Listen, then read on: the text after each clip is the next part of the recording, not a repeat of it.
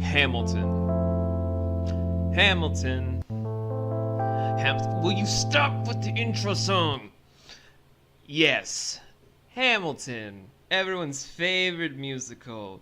Everyone's favorite hip-hop slang of the new era. But you wanna know what I really think about this motherfucking musical? I actually do like it myself. Kind of threw you guys off with that, didn't I?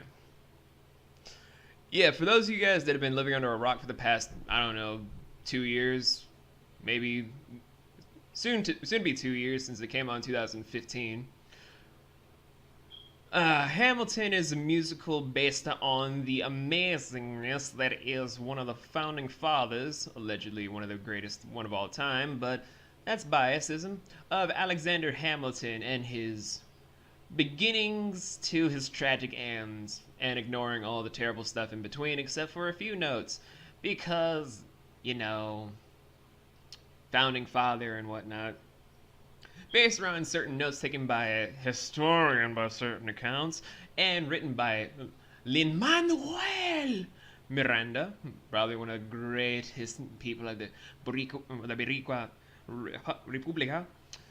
We have probably one of the greatest new musicals of the past 2010s, and quite frankly, a well-earned property that should proceed for years, if not decades.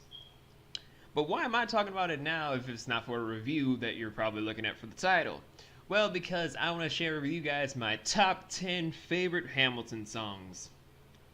A few things to note though, I'm not counting the beginning or ending song of Alexander Hamilton or Who Lives, Who Dies, Who Tells Your Story. The reasons why: the first song is actually a good introduction to what the whole musical is, who's the person about, their backstory, and what their mission in their whole life is. And the final song, kind of sinking in all the sad notes that were happening throughout the entire lifetime, kind of cements into whoever lives on to tell your story. Whoever dies after that won't know their story. And that's kind of like the whole focal point about what this whole musical is, symbolizing what is or isn't the most important things to kind of focus on. Your history, your story to tell, and most importantly, what you want to leave behind. Second thing, I'm not trying to say that my tastes are the most absolute opinion in all of the universe. It's just my own opinion. If you guys can't like that, well, then we'll have a cabinet meeting in the back and we'll show you all just what the balls can be for just saying, I'm an asshole, I'm a dick, I'm a bastard whoreson, all that shit. And the third thing, I'm only limiting it to just a few songs that I've personally found profoundly interesting. If you guys have some that I missed, leave it in the comments. I really do love other opinions. But if you don't, then whatever. Now let us begin the top 10 list for all of my favorite Hamilton songs. Let us begin. You'll be back, time will tell.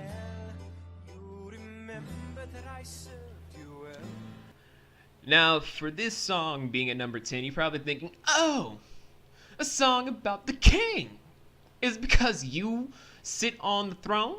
Is it because you think you're the almighty God?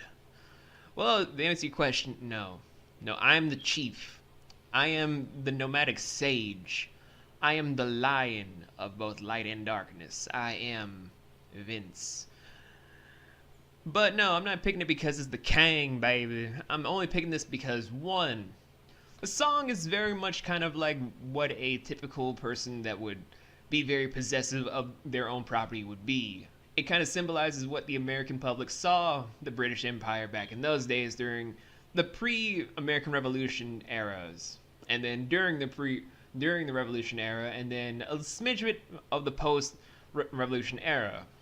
Second thing, the parodies along with this for other sort of interpretations, like with the whole Gravity Falls parody, that was kind of interesting. Having Bill Cipher be the King of England, and having either Stanford or Bill going after Dipper to just symbolize that Bill has a very possessive character. Kind of symbolizing that anyone that is either a possessive individual or in the Japanese definition of being a yandere can have this sort of individual taste of being, well, a sickening individual that just wants to rule over all. But why is it only number 10? Mostly because it's the only interesting song of the King doesn't mean that it is, quite frankly, a profound message to keep on and hold on to. It's not really that interesting in the grand scheme of things because out of everything in the musical, it's kind of one of its weaker standpoints. However, at the end of it all, the whole song just makes you know that you'll be back. I'm dedicating every day to you. Domestic life was never quite my style. At number 9, we have something that's kind of like a little bit personal for me. But here's the thing. It's only personal because of the message hidden underneath it all. And basically that is Dear Theodosia. For Dear Theodosia, the only thing I can say on the definite is it is a beautiful song for any one person that is a definite or soon to be parent. It symbolizes all the hopes that you have where you're just seeing the beauty in your child, the beauty in all things considered, and just want to see them grow into what you imagine them to be. A strong individual, a smart individual, a cunning individual. But it's not just because of the main singer being Aaron Burr, but also because of Alexander Hamilton. Both of them have their own child being born around the same time, where they're just seeing all of the beautiful notes, where they're just trying to see all of the wonderful things that they will do, just like how other parents seem to do with their children. And from it, it's quite frankly an interesting scene to watch over. But it's also very poetic when you also are in those same gentlemen's positions. And I'm saying that for obvious reasons. But why is it at number 9 above a bunch of other songs? Well, first of all, even though it's more interesting than You'll Be Back, the whole thing about Theodosia is that it only hits me at a personal spot because of certain actions. Away from it all, it's still a basic song about what certain parents do feel like for their children, and that's kind of like a big pressure thing for a baby if they were to understand what was going on. Don't understand what I mean? Then watch the Donald Glover stand-up of Weirdo, and you'll see the joke that I'm talking about. However, from the whole entire standpoint, comparing it to the other 8 songs, Dear Theodosia isn't that strong. It's powerful, but it's not that strong. It has its own legs to it. But, sadly, Dear Theodosia, you're only at number 9. I know that greatness lies in you, but remember from here on in, history has its eyes on you. Coming in at number 8, we have, obviously, the one thing that hits me at a kind of real-life thing to keep note of, which is history has its eyes on you. Now, for a song of this magnitude, you're probably thinking, oh, it's very light. It has no significant meaning into our real-life interpretations of everything. And that's where I think it's kind of wrong. Kind of like how everyone misinterprets why a certain movie like Collateral Beauty is important. History has its eyes on you is actually a really profound notion about what you should really do for your own actions. Whether you like it or not, we have evolved into a society where no matter what is going on, history will have its eyes on the individual to say who and what was responsible. It can be your own personal history, it could be a fame history, and it could be, I don't know, just a relationship history where everyone will want to know who did what were your actions, what were your interpretations of things, and how you handled said actions. To just note that for the rest of your life, to just say, maybe I could have done stuff better, that symbolizes in its own right that you have to understand what history can be as an important note for yourself. And if you don't, well, at the end of the day, history will keep its eyes on things for you. But why is it only at number 8? Simple enough to say that despite the fact that it has a lot of real world connotations to it, it's not as well substantial as the other 7 songs on this list. Sure, it has enough of a takeaway that a lot of people need to take more note of, but at the end of the day, it can't really stand up to the testament of time that the other seven will in the eyes of others. So I can't let my own biased nature towards these own words go, without really much stand for it. But it is good enough to be on this list at number 7, and that's pretty important, right? Number 3. I know my sister like I know my own mind. You will never find anyone as trusting or as kind. If I tell her that I love him, she'd decidedly resign. He'd be mine. She would say I'm fine. She'd be lying. Coming at number 7, we have probably one of the most interesting looking things of Satisfied. Now, when it comes to Satisfied, the thing that comes to my mind is it's a very interesting song for a lot of reasons. For one, it encapsulates what a sister will do for another sibling. If they're the eldest, they will do whatever it takes to make the youngest happy, even if it means sacrificing their own happiness. While at the same time, it's kind of illuminating a lot of weird turns that a lot of people wanted to see. So, what can I even say about this to make it on number 7? What could it even be to make number 7 what it is? Well, let me think.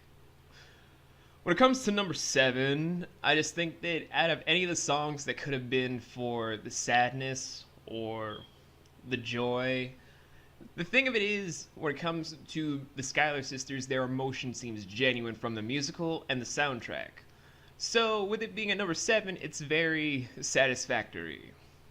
So, in a nutshell, I kind of see it more as a number 7 because it encapsulates what Angelica and Eliza's relationship actually means to the two. They're not small-time people. They're not separate people. They are family. But why am I putting it at number 7? Well, because out of all the Schuyler sister-related songs, this one is very weak in comparison. But then again, I guess it's because I'm just not satisfied. Well, I arranged the meeting. I arranged the menu, the venue, the seating. But no one else was in the room where it happened. The room where it happened. The room where it happened. Coming in at number 6, we have probably one of the few songs that I myself love to death. That is The Room Where It Happens. Now, this is kind of a step down for me because if it was kind of like how I want it to be, The Room Where It Happens would be at number 3, but I can't really allow myself to have my biasism go too far. So allow me to just go into it at a more logical pace. This song kind of points into what a lot of people's motivations for the later part in the second half of the story really wanted to do. For Aaron Burr, after the actions that led into Virginia having the nation's capital, and Alexander Hamilton having financial power that can reshape a system that he wants to shape into whatever he wants to, and did. Where Aaron Burr now is set to try and become one of the big leaders of the country later on in life, and how the power struggles themselves kind of paying out for itself within the government, it sort of cements itself as a very powerful piece about what someone wants to do with their own life, while also uncovering the mystery about what really can happen when it's just 3 individuals in one room. No other witnesses, no cameras, no other documentation. Just those 3 in one room and no one knowing how any of those actions happened. And the fact of the matter is, it has a lot of good animation notes, a lot of good parody notes with it, and it's one of the 2 songs I've been really marathoning to learn for parody songs that will be coming up, hopefully for Rosegate Life sometime in the future. For what character? Well, we're deciding that by the time we're actually doing song parodies whenever that time arises.